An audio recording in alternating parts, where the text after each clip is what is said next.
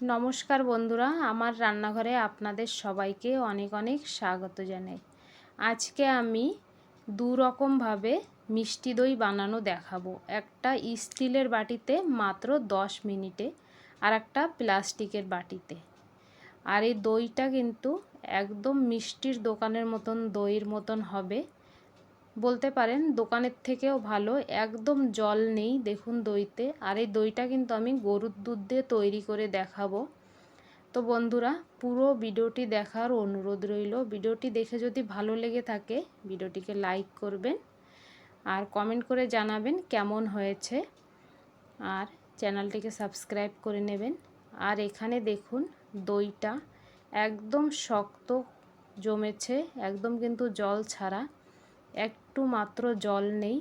আর প্লাস্টিকের বাটিটা দেখুন, এটাও কি সুন্দর জমেছে। বাটিটা উল্টে দিলেও কিন্তু দইটা পড়ছে না। তো এরকম দই আপনারা যদি ঘরে বানাতে চান তো পুরো ভিডিওটা দেখুন, তাহলে বুঝতে পারবেন। আর দইটার রং দেখুন, আর দইটার ঘনত্ব দেখুন, কি সুন্দর। কেউ দেখে বুঝতেই পারবে না যে এই দইটা আপনি ঘরে তৈরি করেছেন, একদম সহজ পদ্ধতিতে। তো চলুন ভিডিওটি শুরু করা যাক। আর বন্ধুরা, এই দই গরমের সময় কিন্তু অনেক ভালো লাগে। আপনারা ঘরে তৈরি করে ফ্রিজে রেখে দিতে পারেন, যে কোনো সময় বের করে খেতে পারেন। এখানে আমি 1 কিলো গরুর দুধ নিয়েছি। দুধটা কিন্তু কাঁচা দুধ, আমি এক্ষুনি দুধটা নিয়ে আসলাম। বিকেলবেলা হচ্ছে এখনে, বিকেলে আমি দুধটা নিয়ে এসে এখানে ভালো করে ছেঁকে নিলাম, কারণ গরুর দুধটা কিন্তু ছেঁকে নিতে হয় সবসময়। তারপরে একদম জল দিয়ে নিয়ে আমি দুধটা জাল করতে বসিয়ে দিয়েছি। যেমনই দুধটা উতাল আসলো, আমি গ্যাসের ফ্লেমটা বন্ধ করে দিলাম। দিয়ে এখানে আমি নিয়েছি 50 গ্রাম গুঁড়ো দুধ। তো বন্ধুরা, এই দইয়ের ঘনত্বটা কিন্তু এই গুঁড়ো দুধ দিয়েই আসবে। সবাই কিন্তু মিষ্টির দোকানে যেরকম দই পাওয়া যায়, ওরাও কিন্তু এইভাবেই তৈরি করে। তো গুঁড়ো দুধটা দেবেন, তাহলে দইটা খুব ঘন হবে। তো 50 গ্রাম, 1 কিলো দুধে আমি 50 গ্রাম মাত্র গুঁড়ো দুধ দিয়ে ভালো করে মিশিয়ে নিয়েছি দুধটা। তারপরে দুধটা আর আমি ফুটাই নেই, সাইডে রেখে দিয়েছি। আর এখানে এবার একটা কড়াই বসিয়ে দিয়েছি গ্যাসের উপরে। আর এখানে দিয়ে দিলাম, এখানে আমি 100 গ্রাম মতন চিনি দিয়ে দিলাম। চিনিটা আমাদের ক্যারামেল তৈরি করতে হবে দইয়ের রঙটা আনার জন্য। মিষ্টি দই যে লাল লাল থাকে, সেই লাল ভাগটা কিন্তু এই ক্যারামেল থেকেই আসে। তাই এখানে আমি গ্যাসের ফ্লেমটা মিডিয়ামে রেখে ক্যারামেলটা তৈরি করছি। হাইতে রেখে কিন্তু একদম করবেন না, তাহলে ক্যারামেল পুড়ে যাবে। আর ক্যারামেল পুড়ে গেলে কিন্তু দই তেতো হয়ে যাবে, খেতে ভালো লাগবে না। আর অনেক সময় ক্যারামেল পুড়ে গেলে দুধটা কিন্তু ফেটেও যায়। এই কারণে ক্যারামেলটাকে একদম পোড়াবেন না। যখন এরকম লালচে কালার এসে যাবে, তখন ওই গরম দুধ, যে দুধে আমি মিল্ক পাউডার মিলিয়ে রেখে দিয়েছি, দুধটা এখানে 1 চামচ করে এখানে দিতে হবে, আর এইভাবে মেশাতে হবে। তো বন্ধুরা, একবারে কিন্তু সব দুধটা আপনারা ঢেলে দেবেন না, কারণ দেখা যায় অনেক সময় দুধটা কিন্তু ফেটেও যায়। আমার সঙ্গে একবার হয়েছিল এরকম, দুধটা ফেটে গিয়েছিল। তখন আমি বুঝতে পারলাম যে ক্যারামেলটা আমার বেশি পুড়ে গিয়েছিল, এই জন্য তেতো হয়ে দুধটা ফেটে গিয়েছে। তো এই জন্য অল্প অল্প করে দুধ দেবেন, আর এই ক্যারামেলে দুধটা মিশিয়ে নেবেন। ধীরে ধীরে এইভাবে নাড়াচাড়া করতে করতে দেখবেন ক্যারামেলটা একদম এখানে দুধের সঙ্গে মিশে গিয়েছে। এখনও কিন্তু ক্যারামেলটা কিন্তু শক্ত, মেশানি দেখাচ্ছি দেখুন, খুন্তিতে লেগে আছে এই দেখুন। তো ধীরে ধীরে এইভাবে নাড়াচাড়া করতে করতে কিন্তু ক্যারামেলটা দুধের সঙ্গে একদম গলে যাবে, আর দুধে সুন্দর একটা রং এসে যাবে। তারপরে যখন ক্যারামেলটা গলে যাবে, আমাদের এই দুধটা কিন্তু হাই ফ্লেমে রান্না করতে হবে। একদম লো ফ্লেম বা মিডিয়াম ফ্লেমে করবেন না, হাই ফ্লেমে একভাবে এইরকম নাড়াচাড়া করে দুধটাকে রান্না করে নিতে হবে।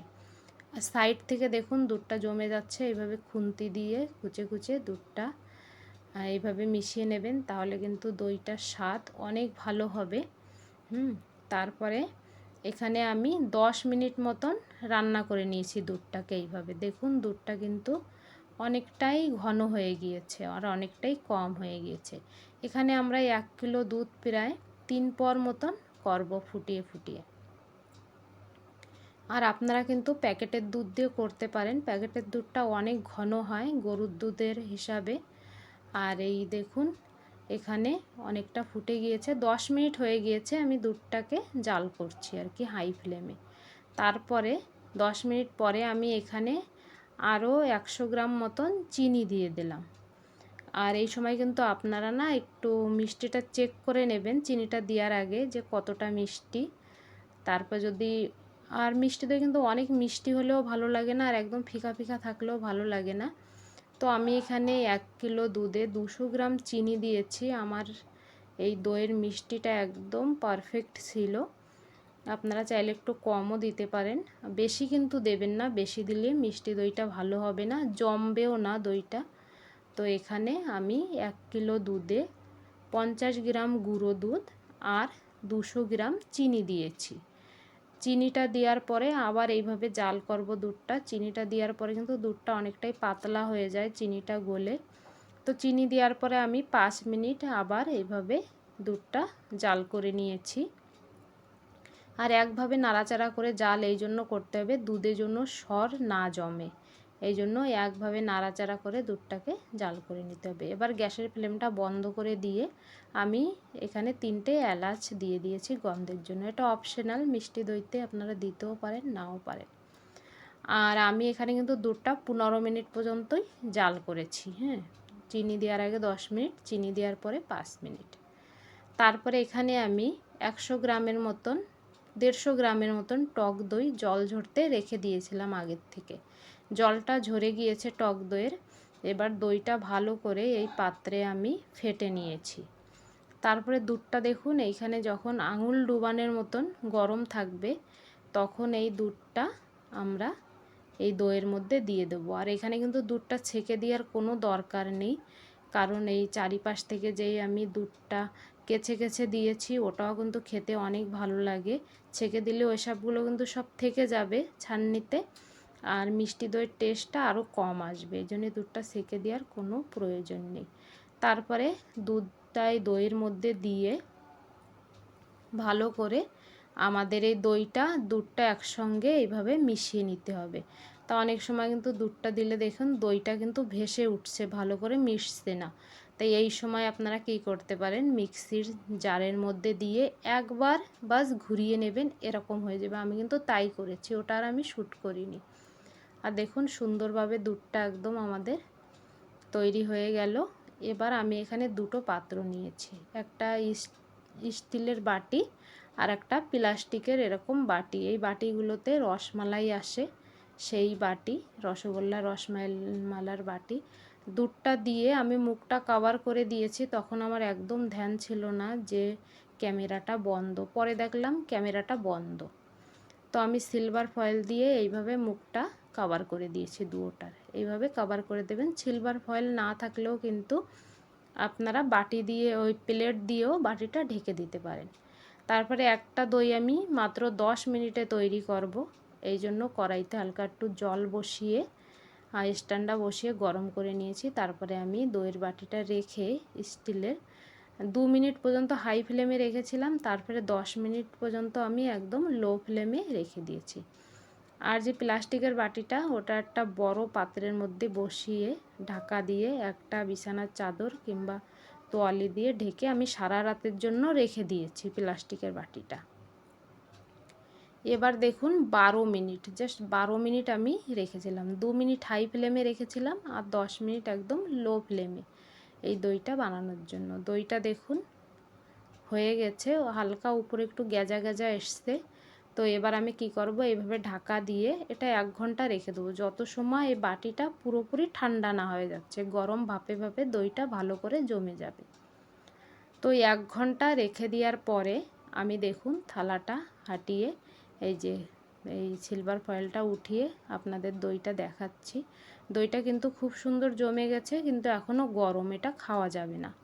আর মিষ্টি দই কিন্তু সেট করার জন্য ফ্রিজে রাখতেই হবে, ঠান্ডা করতেই হবে, তবেই যে মিষ্টি দই খেতে ভালো লাগে। দইটা দেখুন খুব সুন্দরভাবে জমে গেছে, কালারটাও খুব সুন্দর এসেছে। এবার আমি এটা 1 ঘন্টা ফ্রিজে রেখে দেবো। ফ্রিজারে রাখবেন না, ফ্রিজে রাখবেন। ফ্রিজে রেখে দিয়ে তারপরে আপনাদেরকে দেখাবো। তা ফয়েল পেপার দিয়ে আমি কিন্তু মুখটা আবার ভালো করে এটা ঢাকা দিয়ে তারপরে ফ্রিজে রেখেছিলাম। এখন 1 ঘন্টা পরে দেখাচ্ছি দইটা। দেখুন বাটিটা ভুট করে দিচ্ছি, দইটা কিন্তু পড়ছে না, কত সুন্দর জমে গিয়েছে। এবার আপনাদেরকে আমি দইটা কেটে দেখাচ্ছি যে কতটা সুন্দর হয়েছে দইটা। দইটা দেখতে যেমন সুন্দর হয়েছে, খেতেও কিন্তু তেমনই টেস্ট হবে। এই দেখুন, আর কেউ বলবে না যে গরুর দুধ দিয়ে এই দইটা আমি তৈরি করেছি। কি সুন্দর হয়েছে দেখুন। 10 মিনিটে সিলভারের বাটিতে দই।